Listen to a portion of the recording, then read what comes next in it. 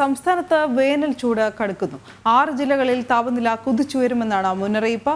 ആലപ്പുഴ, കോട്ടയം, തൃശൂർ, കോഴിക്കോട്, കണ്ണൂർ, എറണാകുളം ജില്ലകൾക്കാണ് ഇപ്പോൾ മുന്നറിയിപ്പ് നൽകിയിരിക്കുന്നത്. സംസ്ഥാനത്തുണ്ടായ കാലാവസ്ഥാ വ്യതിയാനമാണ് ഫെബ്രുവരി, മാർച്ച് മാസങ്ങളിലെ അസാധാരണമായ ചൂട്. സംസ്ഥാനത്തെ ശരാശരി താപനില 35 ഡിഗ്രി സെൽഷ്യസ് ആണ്.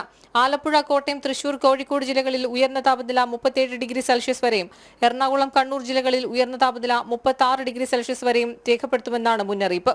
25 ഡിഗ്രി സെൽഷ്യസിന് മുകളിലാണ് രാത്രികാലങ്ങളിലും ചൂട് അനുഭവപ്പെടുന്നത്.